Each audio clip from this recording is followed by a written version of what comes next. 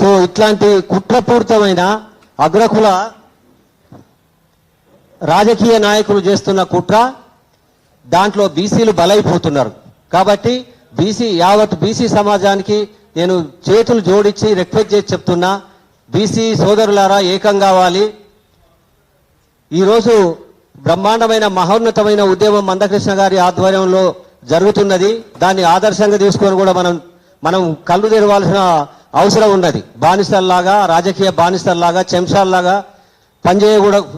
పనిచేయకుండా ఖచ్చితంగా ఏ ప్రభుత్వాన్ని మనం ఓటేసి గెలిపించినమో మళ్ళీ అదే ప్రభుత్వాన్ని మరి మనం ఓడించాల్సిన అవసరం కూడా వస్తుంది. కాంగ్రెస్ ప్రభుత్వం కంప్లీట్ కుట్ర చేసింది, కుట్రపూరితమైన సర్వే చేసింది, బీసీలకు అన్యాయం చేస్తున్నది. 1931లో అప్పటి బ్రిటిష్ ఇండియా ప్రభుత్వం 52% డిక్లేర్ చేస్తే అది ఈ రోజుకు అంటే చూడండి ఎన్ని సంవత్సరాల తర్వాత, 90 సంవత్సరాల తర్వాత కూడా మన జనాభా తరుగుతుందా పెరుగుతుందా? 52% అప్పుడు ఉన్నది.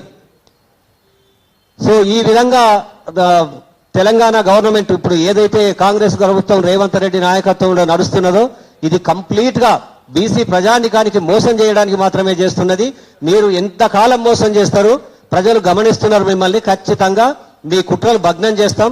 మీ ప్రభుత్వానికి కూడా శాశ్వతంగా బుద్ధి చెప్పాల్సిన అవసరం వస్తుందని చెప్పేసి ఈ రోజు కాంగ్రెస్ ప్రభుత్వాన్ని people's committee on caste census, Telangana backward class employees federation తీవ్రంగా ఖండిస్తుంది. Thank you. ఇప్పుడు ప్రొఫెసర్ మురళీ మనోహర్ గారు